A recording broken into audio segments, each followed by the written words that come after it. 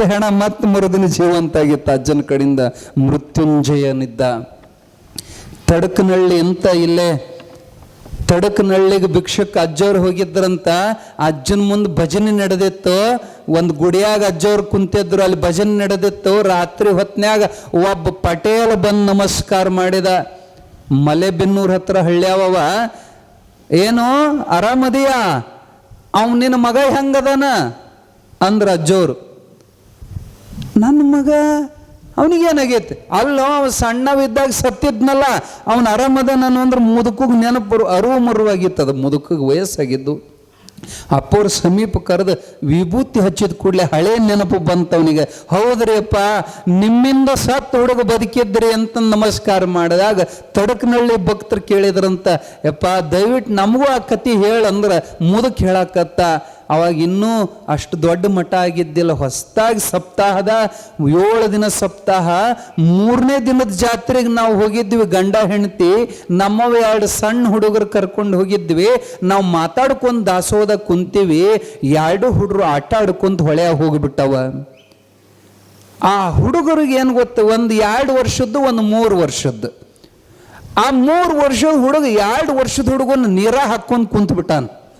ಅವನು ಕೆಳ ಹಾಕಿ ಅವನ ಮ್ಯಾಲ ಹೋಗಿ ಕುಂತಾನ. ಇವ್ರು ಬಾಳೊತ್ತಿನ ಮೇಲೆ ಹುಡುಗರು ನೆನಪಾಗಿ ಹುಡುಕೊಂತ ಹೊಳಿ ದಂಡಿ ಬರಗೂಡದ ಇವ್ ಒಬ್ಬ ಕುಂತಾನ. ತಮ್ಮೆಲ್ಲದನಂದ್ರ ಇಲ್ಗದ ನಿಲ್ಗೆ ಒಳಗಂತದ ಹುಚ್ಚಿ. ಅಯ್ಯೋ ನೀನು ಹುಚ್ಚ ಅಂದವನ ಹಿಡಿದ ಜಗ್ಗಿ ನೋಡಿದ್ರ ಸತ್ಯ ಹೋಗಿತ್ತದು. ಅವಾಗ ಅದನ್ನು ನೋಡಿದಂಥ ಅವನ ಹೆಂಡತಿ ಪ್ರಜ್ಞೆ ತಪ್ಪಿ ಬೆದ್ಲು. ಹಾಹಾಕಾರ ಎತ್ತು. ಯಾರೋ ಸೇವಕರು ಓಡಿ ಹೋಗಿ ಮಂಟಪದೊಳಗೆ ಸಭಾ ಪ್ರವಚನ ನಡೆದಾಗ ಅಜ್ಜನ ಮುಂದೆ ಹೋಗಿ ಹೇಳಿದರು, ಅಪ್ಪ ಒಂದು ಹುಡುಗ ಸತ್ತು ಬಿಟ್ಟತ್ರಿ ಜಾತ್ರೆಗೆ ಬಂದಿದ್ದಂದ ಕೂಡಲೇ. ಮುಪ್ಪಿನಾರ್ಯರಂದ್ರಂತ, ಶಿವ ಇದೇನು ಕೇಳಿದ್ವಪ್ಪ ನಾವು, ಎಂಥದ್ದು ಅಮಂಗಳಾತಲ್ಲ ಇದು. ಜಾತ್ರೆಗ ಸಿದ್ಧಾರೂಢ ಅಜ್ಜನ ನೆನೆಸಿದ್ರಂತ, ಅದನ್ನು ತಗೊಂಡ್ಬರಿ ಅದನ್ನ ಹೆಣನಂದ್ರೆ ಆ ಕೂಸನ್ನು ಹೊತ್ಕೊಂಡು ಬಂದು ಸತ್ತ ಹೆಣವನ್ನ ಎದುರಿಗೆ ಹಾಕಿದ್ರೆ ತಂದೆ ತಾಯಿಗೆ ಬೈದ್ರಂತ, ಏನಪ್ಪ ನೀವು ಉಪದ್ರ ಮಾಡ್ತೀರಿ, ನಿಮ್ಮ ಮಕ್ಕಳ ಜೋಪಾನ ನೀವು ಮಾಡಕ್ಕೆ ಬರಂಗಿಲ್ಲ, ಜಾತ್ರೆಯಾಗ ನೋಡಿ ಅಂಥ ಮಂಗಳ ಮಾಡಿದ್ರಿ ಅಂಥೇಳಿ ಸ್ವತಃ ಅಪ್ಪೋರು ಎದ್ದು ಬಂದು ಆ ಕೂಸಿನ ಹಣೆಗೆ ವಿಭೂತಿ ಹಚ್ಚಿ ಎದೆ ಮ್ಯಾಲ ಕೈ ಇಟ್ಟು, ಸಿದ್ಧಾರೂಢ ಸದ್ಗುರುನಾಥ ಇದನ್ನು ಉಳಿಸಿಕೊಡು ತಂದೆ ಅಂತ ಅಜ್ಜನ ಪ್ರಾರ್ಥನೆ ಮಾಡಿದ. ಮರುಕ್ಷಣಕ್ಕೆ ಸತ್ ಹುಡುಗಿ ಅದು ಕುಂದಿರತ್ತಂತೆ. ಸತ್ ಹುಡುಗಿ ಅದು ಕುಂದಿರತ್ತು. ಯಪ್ಪ ಅವನಿಗೆ ಈಗ 43 ವರ್ಷ ರೀ, ಆರಾಮದನ್ರಿ ಅಂತ ಆ ಮುದುಕ ಹೇಳಿದ ಈ ಕತೆ. ಅಂದರೆ ಅಪ್ಪವರಲ್ಲಿ ಅಂಥ ಅಗಾಧವಾದ ಶಕ್ತಿ ಇತ್ತು. ಮೊದಲನೇ ದಿನ ನಮ್ಮ ಐರಣಿ ಬಾಬಣ್ಣ ಹೇಳಿದ್ರಲ್ಲ, ಏನಂದ್ರೆ ನಮ್ಮ ಈಗಿನ ಗುರುಗಳು ಏನದಾರಲ್ಲ, ಬಸವರಾಜ ದೇಶಿಕೇಂದ್ರ ಪರಮಹಂಸರು, ಇದು ಸಣ್ಣ ಕೋಶಿದ್ದಾಗ ಶ್ವಾಸಕೋಶದ ಸಮಸ್ಯೆಯಿಂದ ದಾವಣಗೆರೆ ಮಠದಾಗ ಸತ್ತು ಹೋದ ಕೋಶದ. ಅವ್ರ ಅಪ್ಪ ಬಿಟ್ಟು ಹೋಗ್ಬಿಟ್ಟಿದ್ದ. ಅವ್ರ ಅವ್ವ ಅಜ್ಜಿ ಜೊತೆಗೆ ಬಂದು ಅಜ್ಜನ ಮಠದಾಗನ ಸೇವಾ ಮಾಡ್ಕೊಂಡು ಉಳಿದಿದ್ರು. ಆ ಕೂಸು ಸತ್ತಿತ್ತು. ಭಾಳ ಪ್ರೇಮ ಇದ್ರು ಅಜ್ಜವ್ರ ಆ ಮಗುವಿನ ಮೇಲೆ. ಎಲ್ಲ ಸಂಬಂಧಿಕರು ಹೆಣ ಹುಗಿಯಾಕ ಬಂದಾರ. ಗುದ್ದು ತೆಗೆದು ತಯಾರೈತಿ, ಆದ್ರೆ ಹಡದ ತಾಯಿ ಬಿಡಾಕ್ ತಯಾರಿಲ್ಲ. ನಮ್ಮ ಅಜ್ಜವ್ರು ಬರುತ್ತಾನ ನಾ ಕೂಸು ಮಣ್ಣು ಮಾಡಕ್ಕೆ ಕೊಡಲ್ಲ ಅಂತ ಹಠ ಹಿಡಿದ್ಲು. ಅಷ್ಟೊತ್ತಿಗೆ ಅಪ್ಪವರು ಈ ಸುದ್ದಿ ಗೊತ್ತಾಗಿ ಎಲ್ಲೋ ಭಿಕ್ಷುಕ್ ಹೋದವರು ಹೊಳ್ಳಿ ಬಂದರು. ಅಳ್ತಾ ಒಂದಮ್ನೆ ಮೊನ್ನೆ ಆ ಮಠ ಹೋಗಿ ಒಂದಮ್ನೆ ಸ್ಮಶಾನ ಆದಂಗೆ ಆಗಿದ್ದು, ಗೊಳೋ ಅಂತ ಅಳ್ತಿದ್ದು. ಅಪ್ಪವ್ರಿಗೆ ಭಾಳ ಸಿಟ್ಟು ಬಂದಿತ್ತು. ಯಾರ ಮ್ಯಾಲ? ಜನದ ಮ್ಯಾಲಲ್ಲ, ಆ ಯಮನ ಮ್ಯಾಲ ಸಿಟ್ಟು ಬಂದಿತ್ತು. ಆ ಯಮನ ಮ್ಯಾಲಿನ ಸಿಟ್ಟು ಜನದ ಮ್ಯಾಲ ತೋರಿಸಿದ್ರು. ನಡ್ರಿ ಹೊರಗೆ, ಎಲ್ಲರೂ ನಡ್ರಿ ಹೊರಗೆ ಅಂತ ಜಬ್ರಿಸಿದ್ರ. ಯಾವ್ದಾರು ಎಲ್ಲ ಮಂದಿ ಹೊರಗೆ ಓಡೋದ್ರು. ಕದ ಮುಚ್ಚದನ್ನಂತ ತಮ್ಮ ಸೇವಕರಿಗೆ ಅಪ್ಪಣೆ ಮಾಡಿದ್ರೆ ಕದ ಮುಚ್ಚಿದ್ರಂತ. ಅವಾಗ ಒಳಗಿದ್ದವರು 1-2-3 ಜನ ಮಾತ್ರ ಆ ಸತ್ತು ಕೂಸನ್ನು ತಗೊಂಡು ತಾವು ಪೂಜೆ ಕೂರುವಂಥ ಗದ್ದಿಗೆ ಮ್ಯಾಲ ಕೂಸು ತೊಡೆ ಮ್ಯಾಲ ಹಾಕ್ಕೊಂಡು ಕುಂತ್ರಂತ. ಎಷ್ಟೊತ್ತು ತನ ಅವರಿಗೆ ಪ್ರಜ್ಞನೇ ಇದ್ದಿಲ್ಲ. ಭಾಳ ಹೊತ್ತು ಕಣ್ಣು ಮುಚ್ಚಿ ಕುಂತರು. ಹೊರಗಿನ ಜನಕ್ಕೆ ದಿಗಲು. ಸಂಜೆ ಆತು, ಹೊತ್ತು ಮುಳುಗುತ್ತ. ಮೊದಲು ಹೆಣ ಮಣ್ಣು ಮಾಡಿ ಹೊಳ್ಳಿ ಊರಿಗೆ ಹೋಗ್ಬೇಕಂತ ಇವ್ರು ಕದ ಬಡಿಯಾಕತ್ಯಾರ. ಕೊನೆಗೆ ಬಾಳ ಹೊತ್ತಿನ ಮ್ಯಾಲ ಗರ್ಜನೆಯಿಂದ ಕೂಗುತ್ತಾರ, ಹೇ ಸಿದ್ಧ, ಇದ್ದದ್ದು ಒಂದು ಹದ್ದು ತಗೊಂಡು ಹೋತ ನಂಗೆ ಬುದ್ಧಿಯಲ್ಲಿ ಇಟ್ಟಿಪ್ಪ. ಶಿವನ ಮುಂದೆ ನಂದಿ ಇಲ್ಲದ್ರ ಯಾತರ ಭೂಷಣ, ಹೇ ಸಿದ್ಧಾರೂಢ, ಇದು ನನಗೆ ಬೇಕು ಸ್ವಾಮಿ ಅಂತ ಕೂಗಿದ್ರು. ಕೂಗಿದ ಮರುಕ್ಷಣಕ್ಕೆ ಸಿಡ್ಲು ಹಿಡಿತು. ಆ ಸಿಡ್ಲು ನೋಡೋರ್ ಕಣ್ಣಿಗೆ ಅದು ಸಿಡ್ಲು ಮಿಂಚು. ಆ ಮಿಂಚಿನ ಮೂಲಕ ಜೀವ ಸಂಚಾರ ಆಗಿ ಸತ್ತ ಕೂಸಿ ಎದ್ದು ಕೊಂದಿರುತ್ತು ಆರಾಮಾಗಿ. ಅವರೇ ನಮ್ಮ ಈಗಿನ ಸದ್ಗುರು ಬಸವರಾಜ ದೇಶಿಕೇಂದ್ರ ಮಹಾತ್ಮಾಜಿಯವರು ಹೇಳ್ತಾರ, ಸಿದ್ಧಾರೂಢರನ್ನೇ ಅವ್ರ ಒಳಗ ಆವಾಹನೆ ಮಾಡ್ಯಾರಂತ ಹೇಳ್ತಾರ. ಅಜ್ಜನ ಶಕ್ತಿನೇ ಹೊಳೆ ಬಂತು. ಅವಾಗ ಇನ್ನು ಕದ ತೆಗೀರಿ ಅಂದ್ರೆ ಕದ ತೆಗೋಣ ಎಲ್ಲ ಬಂದು ಹೆಣ ಕೊಡ್ರಿ ಅಂತ ಹೊತ್ತಾಗೈತಂತ. ಅಜ್ಜವ್ರು ಏನು ಮಾಡಿದಂದ್ರೆ ಜೀವಂತ ಹುಡುಗನ್ ತೋರಿಸ್ತಾರೆ.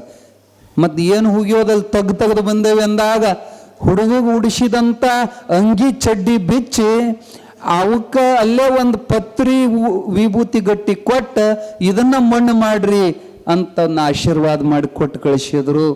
ಆ ಹುಡುಗನೇ ಅವನ ಸಲುವಾಗಿ ಹೊಳ್ಳಿ ಮುಂದೆ 48 ದಿವಸ ಬರೀ ಹಾಲಿನ ಮೇಲೆ ಹಾಲು ಕುಡಿದು ಮೃತ್ಯುಂಜಯ ಜಪವನ್ನು ಮುಪ್ಪಿನಾರಿ ಪರಮಹಂಸರು ಮಾಡಿದರು.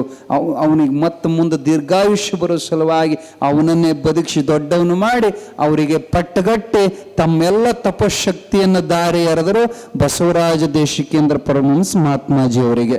ಅಪ್ಪವರು ಇಂಥ ಸಮರ್ಥರಿದ್ದರು. ಅವರು ಕಲ್ಲಿನ ಮಠ ಕಟ್ಟುವಾಗ ಆ ಮಠ ನೋಡಿಬಿಟ್ರೆ ನಿಮಗೆ ದಿಕ್ಕು ತಪ್ತತಿ. ಈಗಿನ ಕಾಲಕ್ಕಂತೂ ಅಂಥ ಮಠ ಕಟ್ಟೋದು ಕಠಿಣ ಬಿಡ್ರಿ. 100 ಚಕ್ಕಡಿಗಳು ಬಂದು ಸೇವಾ ಮಾಡ್ತಿದ್ದು. ಚಕ್ಕಡಿ ಮೇಲೆ ಹುಣಸಿ ಕಟ್ಟಿಂದ ಕಲ್ಲು ಹೇರ್ಕೊಂಡು ಎಳ್ಕೊಂಡು ಹೋಗೋ ಕಾಲಕ್ಕೆ ಮಾಗೋಡದ ಬಸವನಗೌಡ್ರ ಅಂತೇಳಿ ಎತ್ತಿನ ಚಕ್ಕಡಿ ಮೇಲೆ ಒಯ್ಯುವಾಗ ಕಲ್ಲು ಹೇರಿ ಕೊಳ್ಳ ಕಟ್ಟಿದ್ರು, ಅದರದ್ದು ಅಚ್ಚು ಮುರಿತು. ಛಡ್ ಅಂತ ಮುರಿದು ಬಿಡ್ತು. ಕಟ್ಟಿಗೆ ಹಚ್ಚು ಮುರಿದ ಬಳಿಕ ಇನ್ನು ಕಲ್ಲರ ಹೇರ್ಯಾರ. ಅವಂದು ಮಂಡ ಧೈರ್ಯ ಮುರಿದತಿ ಎಷ್ಟು ದೂರ ಹೊಕ್ಕತ್ತ ಹೋಗಲಿ ಅಂತ ಚಕ್ಕಡಿ ಹೊಡಕುವಂತ ಇದ್ರಾಗ ಹೋಗುವಾಗ ಎಂತ ಆಶ್ಚರ್ಯ ಅಂದ್ರೆ ಐರಣಿ ಮಠ ಬಂದು ಮುಟ್ಟಿದ್ರು ಮುರಿದತ್ತ ಹಚ್ಚ, ಆದ್ರೆ ಕಡ್ಯಾಕಾಗಿ ಬಿದ್ದಿಲ್ಲ. ಅಷ್ಟ ಕಾಣ್ತದ ಮುರಿದದ್ದು. ಅಷ್ಟು ಭಾರವಾದ ಕಲ್ಲು ಇಳಿಸಿದ್ರು ಹಂಗೆ ಐತಿ. ಅಜ್ಜವ್ರು ಅಪ್ಪಣೆ ಕೊಟ್ರಂತ ಹೋಗಿ ಬರಪ್ಪ ಊರಿಗೆ ತಂದು ಎತ್ತು ಬಿಚ್ಚಿ ಹೊಳ್ಳಿ ಅವನು ಕಟ್ಟಿದ ಮೇಲೆ ಆ ಕೂಡಿ ಹಚ್ಚಿ ಮುರ್ಕೊಂಡು 2 ಭಾಗ ಆಗಿಬಿತ್ತಂತ. ಅಲ್ಲಿ ತನ ಗುರುವಿನ ಶಕ್ತಿ ಅದನ್ನು ಮುರಿಗುಡ್ಲಂಗೆ ಕಾದಿತ್ತು. ಅದೇ ಬಸವನಗೌಡಗ ಕಾಡಪ್ಪನವ್ರು ಅಂತ ಹೇಳಿ ದೊಡ್ಡ ಸಾಹುಕಾರ ಅವರು, ದಾವಣಗೆರೆಯವರು. ಅವ್ರದ್ದು 2 ಟ್ಯಾಕ್ಟ್ರಿ ಬಿಟ್ಟಿದ್ರಂತ ಇಲ್ಲಿ ಮಠದಾಗ ಕಲ್ಲು ಹೇರಾಕ. ಒಂದು ಟ್ಯಾಕ್ಟ್ರಿ ರಿಪೇರಿ ಬಂದಿತ್ತಂತ. ಅಜ್ಜ ಅದು ರಿಪೇರಿ ಬಂದೈತಿ. ಹಂಗಾದ್ರೆ ಅದನ್ನು ಅವ್ರಿಗೆ ಹೊಳ್ಳಿ ಒಯ್ದು ಒಪ್ಪಿಸಿ ಬಿಡ್ರಿಪ್ಪ. ರಾತ್ರಿ ಆಗೈತಿ, ಜೋರು ಮಳಿ ಬರಾಕತ್ತೈತಿ. ಅಜ್ಜ ಮಳಿ ಜೋರೈತಿ, ನಾಳೆಗೆ ಬೆಳಕು ಹರಿದ ಮೇಲೆ ಒಯ್ತೀನಿ. ಇನ್ನೊಬ್ಬರು ಸ್ವತ್ತು ನಾವು ಹಂಗೆ ಇಟ್ಕೊಳಕ್ಕೆ ಬರೋಲ್ಲಪ್ಪ, ಈಗ ಹೋಗು. ಅಜ್ಜ ಮಳಿ ಚಿಂತೆ ನೀ ಯಾಕೆ ಮಾಡ್ತಿಲೆ, ಸುಮ್ಮನೆ ಹೋಗು ಅಂತ ಜಬರ್ಸಿದ್ರು. ಗುರುವಿನ ಅಪ್ಪಣೆ ರಾತ್ರಿ ಬಂದು ನಮಸ್ಕಾರ ಮಾಡಿ ಗಾಡಿ ಚಾಲು ಮಾಡಿ, ಮೊದಲ ಕೆಟ್ಟ ಗಾಡಿ ನಿಧಾನ ಭಾಳ ಸ್ಲೋದಾಗ ಬಿರುಗಾಳಿ ಮಳಿ, ದೊಡ್ಡ ಬಿರುಗಾಳಿ ಮಳಿ, ಎಂಥ ಪವಾಡ ಕಾಣಿಸ್ತಿತ್ತಪ್ಪ ಅಂದ್ರೆ ಅಂಥ ಮಳಿ ಸುರಿತಾಯ್ತು, ಸುರಿತಾಯ್ತಿ. ಆದ್ರೆ ಟ್ಯಾಕ್ಟ್ರಿ ಮ್ಯಾಲ ಒಂದು ಹನಿ ಮಳಿ ಸಿಮ್ಸಂಗಿಲ್ಲ. ಹೋಗಿ ದಾವಣಗೆರೆ ಮುಟ್ಟೋತನೂ ಒಂದೇ ಒಂದು ಹನಿ ಮಳಿ ಅವನ ಮ್ಯಾಲ ಸಿಡಿಲಿಲ್ಲ ಅಂತ. ಆ ನಮೂನಿ ಗುರು ವೃಕ್ಷ ಅವ್ರನ್ನ ಕಾದಿತ್ತು.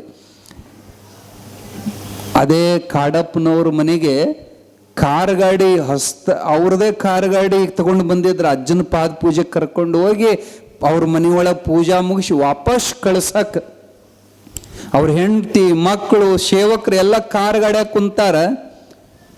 ಅವಾಗ ಈ ತುಂಗಭದ್ರಾ ನದಿ ಮ್ಯಾಲ ಅದು ಕಲ್ಲಿನ ಸೇತುವೆ ಇರ್ತಿತ್ತು, ಅದರ ಮ್ಯಾಲ ನೀರು ಹರಿತಿತ್ತು. ಆ ನೀರ್ನ್ಯಾಗನ ಕಾರ್ ದಾಟಬೇಕು. ಅದು ಏನು ಅಚಾತುರ್, ಒಮ್ಮಿಂದೊಮ್ಮೆ ಕಾರ್ ಬಂದಾಗ್ಬಿಡತ್ತು. ಆ ಇಂಜಿನ್ದ ನೀರು ಹೊಕ್ಕು, ಕಾರ್ ಚಲೋ ಆಗವಲ್ದು. ಒಮ್ಮಿನೊಮ್ಮೆ ಮಳಿ ಮ್ಯಾಲ ಭಾಗಕ್ಕೆ ಹೆಚ್ಚಾಗಿ ಕಾರ್ನ್ಯಾಗ ಪ್ರವಾಹದ ಗತಿ ನೀರು ಮ್ಯಾಲಿಂದ ನುಗ್ಗಿ ಬಂತು. ಇನ್ನು ಮುಳುಗಿದ್ವಿ ಅಂತ ಸಿದ್ಧಾರೂಢ ಮುಪ್ಪಿನಪ್ಪ ನೀನೇ ಉಳಿಸ್ಬೇಕಪ್ಪ ಅಂತ ಎಲ್ಲರೂ ಅಜ್ಜನ ಮೊರೆ ಹೋಗುವಂಥ ಕಾಲಕ್ಕೆ ಒಂದು ಪವಾಡ ಎಂಥದ್ದು ನಡೀತಂದ್ರ ಒಳಗಿಲ್ಲಿ ಮುಂದೆ ಕುಂತಾನ ಅಜ್ಜ. ಎಲ್ಲರ ಕಣ್ಣಿಗೆ ಕಾಣಕತ್ತೈತಿ, ಮುಂದೆ ಕಾರ್ ಗಾಡಿ ಮುಂದೆ ಅಲ್ಲಿನೂ ಮುಪ್ಪಿನಾರೆ ಕಾಣಕತ್ಯಾನ, ಇಲ್ಲಿನೂ ಮುಪ್ಪಿನಾರೆ ಕಾಣಕತ್ಯಾನ. ಸ್ವತಃ ಅಜ್ಜ ಹಗ್ಗ ಕಟ್ಟಿ ಎಳ್ಕೊಂಡು ಹೊಂಟಾನ.